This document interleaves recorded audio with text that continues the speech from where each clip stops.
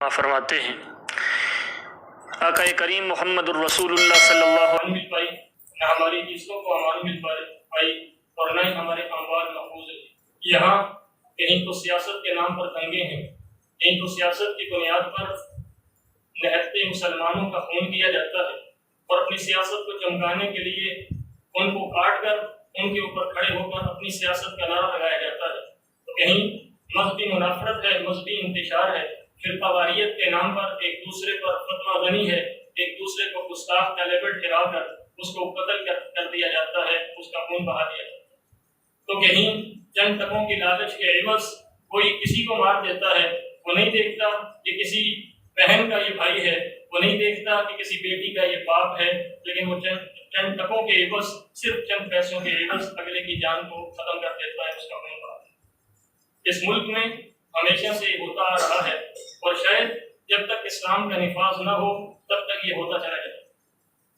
اسلام دین رحمت ہے، اسلام وہ دین ہے جو ہمیں امن دیتا ہے، ہمیں امان مہیا کرتا ہے۔ دین کے اندر ہماری جانوں کی امان بھی ہے، ہمارے اموال کی امان بھی ہے، ہماری عزتوں کی حفاظت بھی ہے۔ یہی وجہ ہے کوئی کافر بھی کلمہ پڑھ لیتا ہے تو اس کو جان کی امان مل جاتی ہے، اگرچہ وہ میدان مقتل کے اندر ہی کلمہ کیوں نہ پڑھے۔ اللہ کے رسول صلی اللہ علیہ وسلم سے پوچھنے پر میرے محبوب فرماتے ہیں اگر مقتل کے اندر تم کسی سے قتال کر رہے ہو، وہ کفر کی جانب سے لڑ رہا ہے، تم اسلام کی جانب سے لڑ رہے ہو، لیکن اگر وہ کلمہ پڑھ دیتا ہے تو تمہارے لیے جائز نہیں ہے تم اپنی تلوار سے اس کا خون کرو۔ وہ اسلام جو ہماری جانوں کی امان دیتا ہے، ہمارے اموال کی حفاظت کرتا ہے، ہماری عزتوں کی محافظت کرتا ہے، آج اسی کے نام لیوا، اسی کا نام لے کر وہ فساد برپا کرتے ہیں، اسی اسلام کا نام لے کر ایک دوسروں کی جانوں کو کاٹ ڈالتے ہیں، ایک دوسرے کا خون بہایا۔ کون مسلم بڑا ہی ارزاں ہے، کون مسلم بڑا ہی حقیر ہے اس طرح پاکستان کے کائنات کی شاید کسی اور خطے کے اندر، کسی اور زمین کے کسی گوشہ کے اندر، زمین کے کسی اور حصہ کے اندر اس قدر قتل و قتال ہو یا اس قدر کسی مظلوم کا خون بہایا جاتا ہو جس قدر ارض پاکستان کے اندر ایک دوسرے کا خون بہایا جاتا ہے۔ تو بھائی صرف چند ٹکوں کے عوض آپس میں لڑتے ہوئے ایک دوسرے کا خون بہا دیتے ہیں۔ دو رشتے دار صرف کسی مال کی بنیاد پر آپس میں ایک دوسرے کے ساتھ لڑتے ہوئے ایک دوسرے کا خون بہا دیتے ہیں۔ آئیے اسلام کو سمجھیے، اسلام جو کہ امن اور آتشی کا درس دیتا ہے، اسلام جو کہ فساد سے روکتا ہے، جو کہتا ہے معاشرے میں رہنے والے پر امن رہیں، اس اسلام کے اصول کیا ہے؟ قرآن کے اندر رب العالمین نے نفس کو بیان کیا، نہ کسی کے اسلام کو بیان کیا، نہ کسی کے کفر کو بیان کیا۔ وَلَا تَقْتُلُوا النَّفْسَ الَّتِي حَرَّمَ اللَّهُ إِلَّا بِالْحَقِّ، اللہ نے کہا کسی کے لیے جائز نہیں ہے کہ وہ کسی نفس کو بے جا قتل کرے، وہ نفس کافر کی بھی ہے، وہ نفس مسلمان کی بھی ہے۔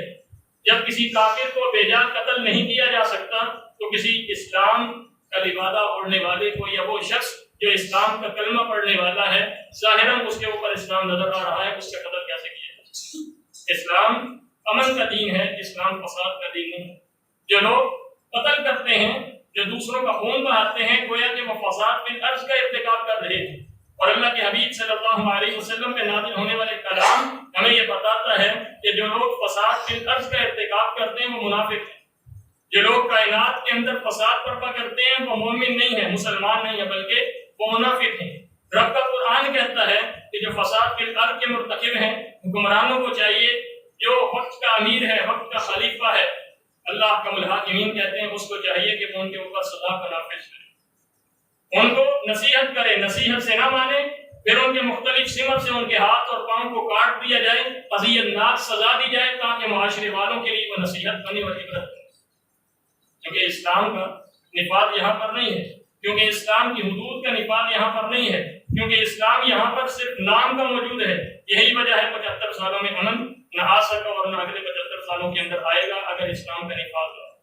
قرآن کو پڑھیے، میرا رب فرماتے ہیں من قتل نفسا بغیر نفس او فساد فی الارض فکأنما قتل الناس جميعا، جس نے کسی ایک انسان کو قتل کیا، اللہ نے اسلام کا نہیں کہا کہ وہ مسلمان ہو، اللہ نے یہ نہیں کہا وہ کافر ہو، اللہ نے کہا من قتل نفسا بغیر نفس، جس نے کسی ایک نفس کو قتل کیا، کسی ایک شخص کو قتل کیا، کسی ایک انسان کو ظلم اور بربریت کے ساتھ قتل کر دیا، اللہ فرماتے ہیں او فساد فی الارض، اور کائنات کے اندر فساد برپا کیا، فَكَأَنَّمَا قَتَلَ النَّاسَ جَمِيعًا، کسی ایک مظلوم نہتے انسان کا قتل ایسے ہی ہے، وہ کافر ہو یا مسلمان ہو، گویا کہ اس شخص نے پوری انسانیت کا قتل کیا۔ ایک انسان کی جان بچانا پوری انسانیت کی جان بچانا ہے، اور ایک انسان کو قتل کرنا پوری انسانیت کو قتل کرنا ہے۔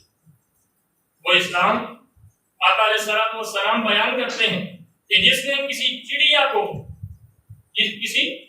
کو کسی پرندے کو ظلم کے ساتھ بربریت کے ساتھ اس کو قتل کر دیا، اس کو مار دیا، اللہ کے حضور کل وہ اس چڑیا کے بارے میں جواب دے، وہ معصوم سا پرندہ بھی اللہ کے حضور کل شکایت لے کر حاضر ہوگا کہ مولا کریم اس نے مجھے ظلم اور بربریت کے ساتھ قتل کر دیا تھا، مجھے مار دیا۔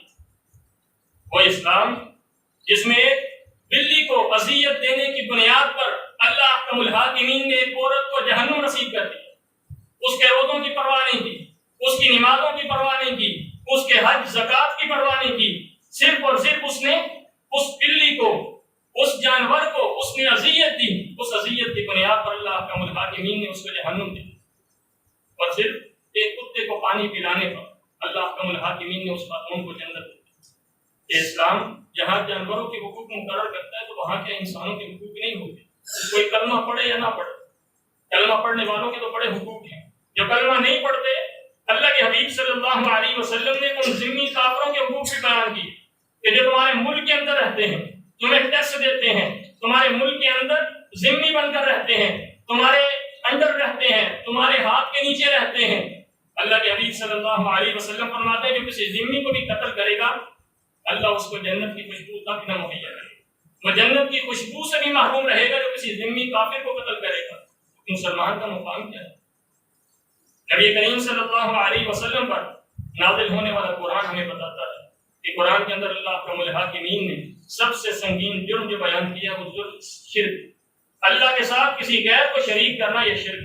اللہ کے ساتھ اس کی مخلوقات میں سے کسی کو اس کی صفات میں، اس کے رب ہونے میں، اس کے تصرفات کے اندر شریک کرنا، اس کو شرک کہا جاتا ہے۔ اللہ نے سب سے سنگین جرم اگر کسی کو بیان کیا تو وہ شرک، اور شرک کے بعد سب سے زیادہ سنگین جرم قرآن نے کسی کو بیان کیا ہے تو وہ قتل کرنا، کہ کسی انسان کو ناحق قتل کر دینا، یہ سب سے بڑا جرم ہے، سنگین جرم ہے شرک کے بعد۔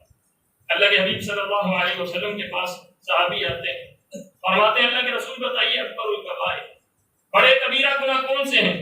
میرے محبوب نبی صلی اللہ علیہ وسلم فرماتے ہیں ان تجعل للہ ندا وهو خلقک، کہ اللہ نے تجھے پیدا کیا لیکن تو اللہ کے ساتھ کسی کو شریک ٹھہرائے، فرمایا یہ بڑا گناہ ہے۔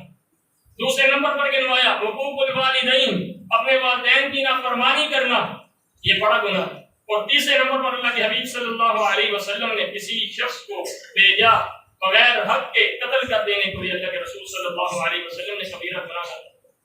قرآن کے اندر اللہ فرماتے ہیں اس شخص کے لیے جس نے کسی مومن کو قتل کیا، اس شخص کے بارے اللہ ان الفاظ کے ساتھ بیان کرتے ہیں جن الفاظ کو اللہ نے مشرک کے لیے بیان کیا، کہ مشرک بھی ابد الاباد جہنم میں رہے، کبھی جہنم سے نکلے گا نہیں، کبھی جہنم سے اسے چھٹکارا نہیں ملے گا۔ اسی طرح اللہ نے وہی الفاظ خالدین فیہا خالدن فیہا، اللہ نے انہی الفاظ کو بیان کیا اس شخص کے لیے جو کسی مومن کو، کسی مسلمان کو قتل کر دیتا ہے۔ یہ اسلام تو اتنا دین رحمت ہے، یہ تو اتنا ایک دوسرے کے حقوق کا خیال رکھنے والا دین ہے، یہاں پر تو ہر ایک کے حقوق مقرر ہے، کسی کو قتل کرنا تو بڑے دور کی بات ہے۔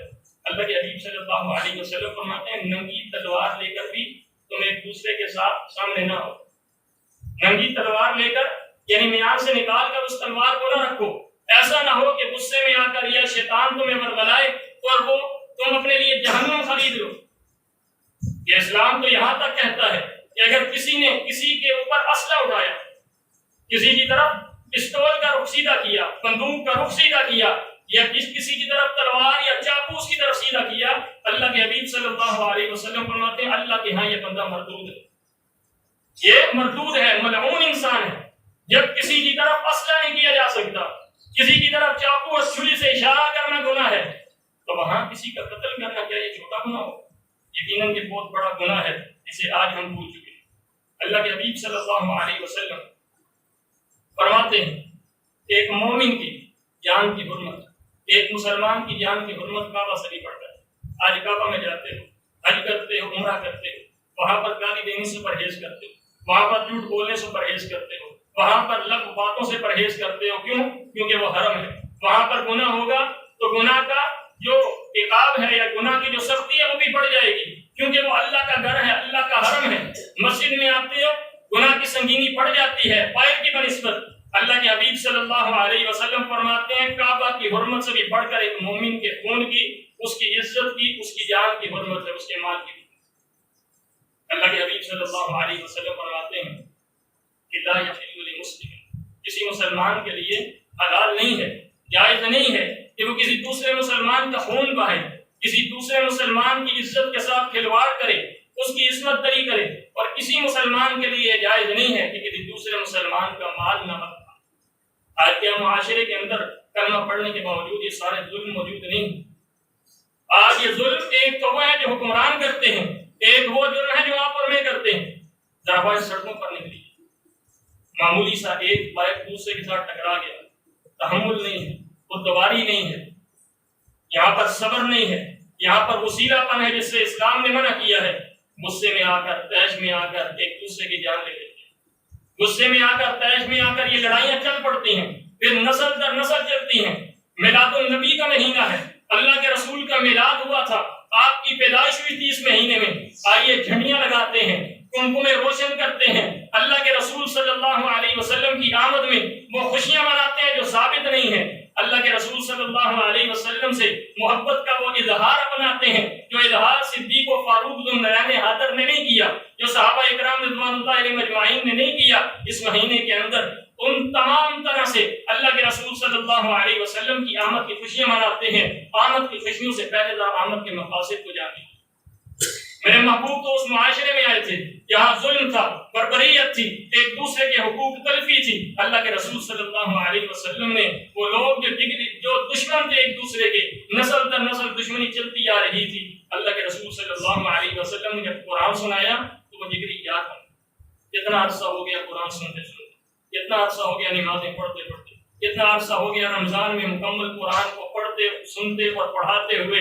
لیکن کیا اس قرآن نے ہمارے دلوں پر اثر کیا کہ ہم نے اپنی دشمنیوں کو بڑھا دیا؟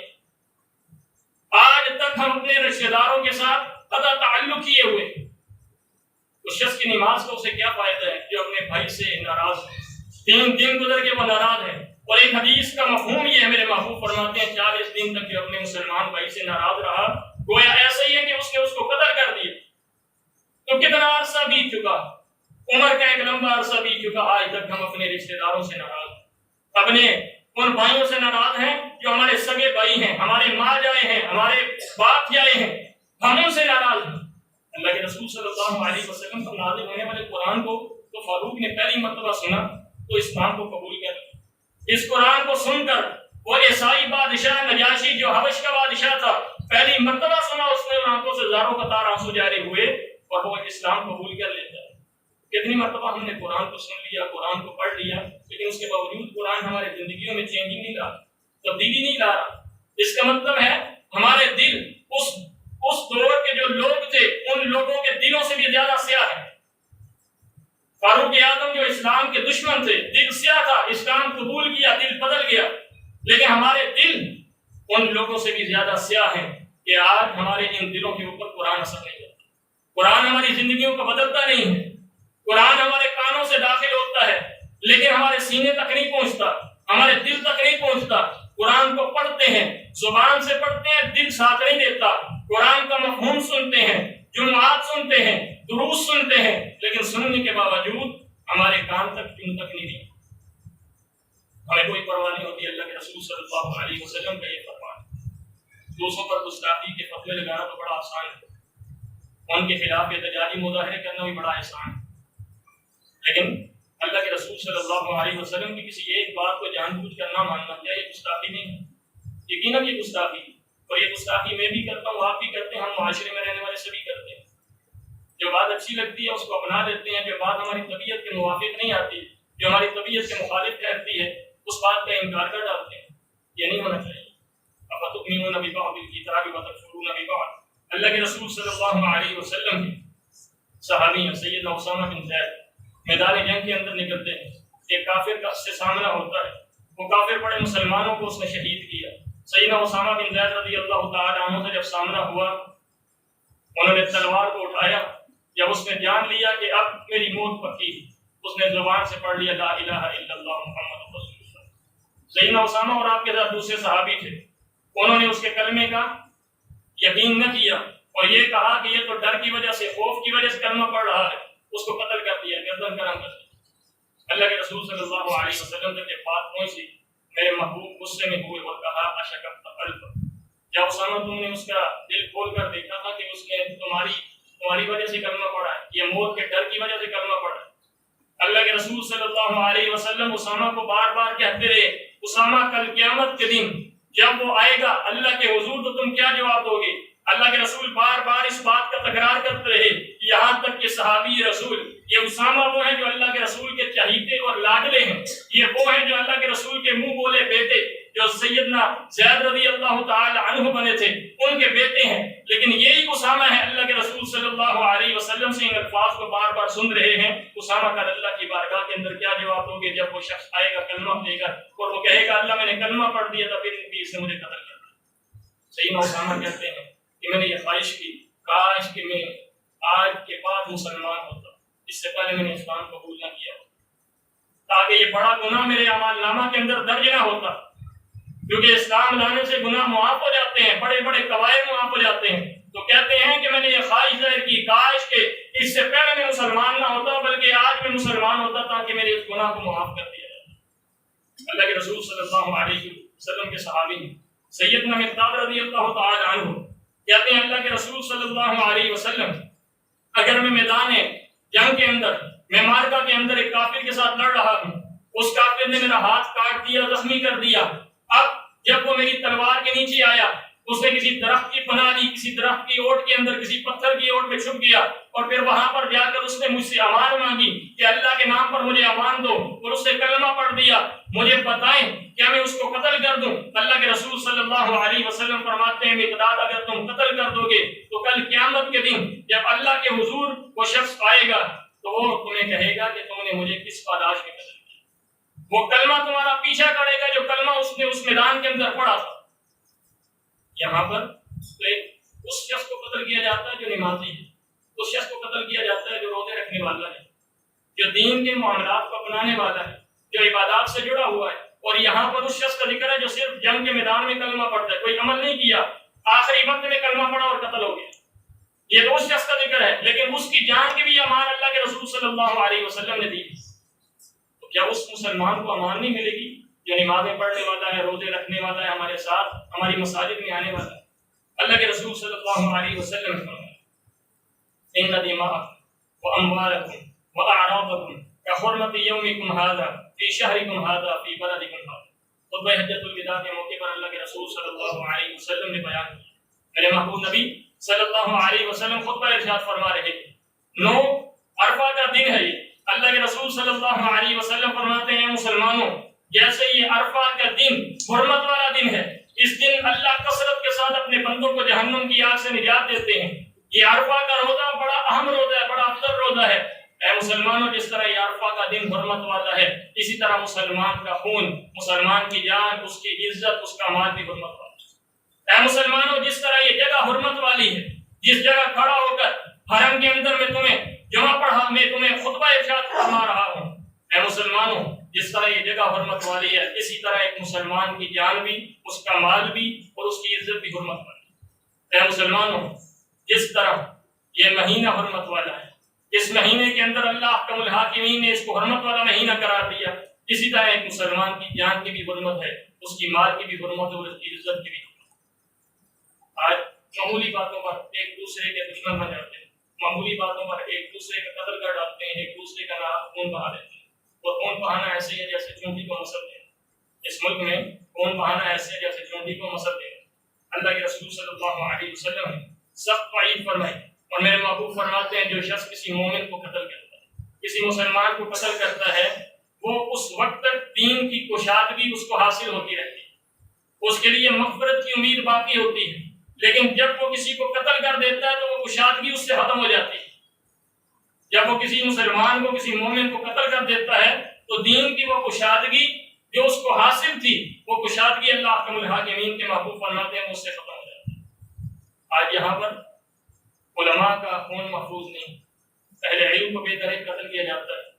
بنی اسرائیل کا سب سے بڑا جرم یہ تھا، انہوں نے اللہ کے بھیجے ہوئے قاصدوں کو، اللہ کے بھیجے ہوئے رسولوں کو اور نبیوں کو ٹکرائے، ان کی باتوں کو ٹکرائے، ان کو اذیتیں دی، اذیتوں کے ساتھ ساتھ انہوں نے ان انبیاء کا قتل کر دیا، ان کے اوپر ظلم کیا، جبر کیا، ان کو بے دریغ قتل کیا۔ اللہ احکم الحاکمین نے ان کے اوپر غضب نازل کی۔ ذرا پڑھیے یہودیوں کے قصے، ذرا پڑھیے قرآن کو کہ کس طرح ان کے اوپر اللہ نے عذاب نازل کیا۔ اللہ کے ہاں کائنات میں سب سے بدترین قوم اگر کوئی ہے تو یہودی۔ بنیادی وجہ یہ ہے کہ جہاں ان میں شرک تھا وہیں ان لوگوں نے انبیاء علیہ السلام کو قتل کیا۔ اس وجہ سے اللہ نے ان کو مبغوض پہ ٹھہرایا، اس وجہ سے اللہ احکم الحاکمین نے انبیاء کی زبانوں سے ان کے اوپر لعنت بھی جاری کی، اس وجہ سے اللہ احکم الحاکمین کے نزدیک بھی وہ ملعون ہے۔ کائنات میں سب سے بدترین انسان وہ ہے، کائنات میں سب سے بڑا بدبخت انسان وہ ہے جو انبیاء کو قتل کرے اور اس کے بعد اسی کے نقش قدم پر چلتا ہوا جو انبیاء کے وارثوں کو قتل کرتا ہے، وہ بھی کائنات کا بدبخت اور بدترین انسان۔ انبیاء کے وارث علماء ہیں۔ آج ٹارگٹ کلنگ کے اندر کہا جاتا ہے علماء کو شہید کر دیا گیا۔ آج نہ ہمارا سندھ محفوظ ہے، نہ ہماری کراچی محفوظ ہے، نہ ہمارا بلوچستان کوئٹہ محفوظ، نہ ہمارا پنجاب اور نہ ہمارا KP کے محفوظ۔ ہر جگہ خون کی ہولی ہے، ہر جگہ مسلمانوں کا خون بہایا جاتا ہے۔ مساجد کے اندر بم دھماکے، مدارس کے اندر بم دھماکے، اہل علم کا بے دریغ قتل کیے جانا اسلام آباد کی سرزمین پر۔ جیل عالم دین فضیلت الشیخ شیخ القرآن عبدالرشید قدر رحمہ اللہ تعالی، ان کو بے دریغ ان کے گھر میں داخل ہو کر چھریوں سے وار کیے، ان کو شہید کر دیا۔ عبدالحمید رحمتی حفظہ اللہ تعالی KP کے جیل عالم دین، پشتون ایک بڑے عالم دین، ان کو شہید کر دیا جاتا ہے۔ کراچی کے اندر ابو بکر الاسلامیہ کے مدیر اور جید عالم دین ضیاء الرحمن مدنی رحمہ اللہ تعالی، ان کو شہید کر دیا جاتا ہے۔ اور پھر کراچی کے اندر اہل سنہ کے علماء کو شہید کر دیا جاتا ہے، شیر خان کو شہید کر دیا جاتا ہے، اور پھر کہا جاتا ہے یہ تو بیت سے ہو گئے، یہ تو رام النبی سے یہ راہ نے کیا ہے۔ کشمیر کی سرزمین میں ایک مجاہد اسلام کا مسجد کے اندر داخل ہو کر قتل کر دیا جاتا ہے، اس کو شہید کر دیا جاتا ہے۔ اور یہاں بھی میڈیا خاموش رہتا ہے، اور یہاں بھی ہمارے ادارے خاموش رہتے ہیں۔ جب سارے پروف موجود ہیں، جب CCTV فوٹیج موجود ہیں، جب پتہ ہے قاتلوں کا بھی، آج کے دور کے اندر اگر قاتل نہیں پکڑے جاتے تو محافظ ان کے ساتھ شامل ہیں۔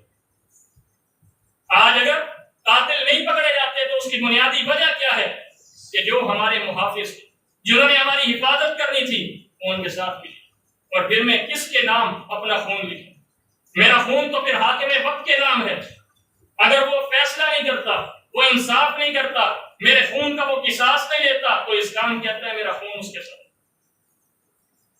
کائنات کے اندر بدترین لوگ ہیں جو علماء کو قتل کرتے ہیں، اہل علم کو اذیتیں دیتے ہیں، اور پھر ہمیں علم ہے وہ کون لوگ، ہمیں علم ہے، شہادتوں کی ہماری داستان ہے۔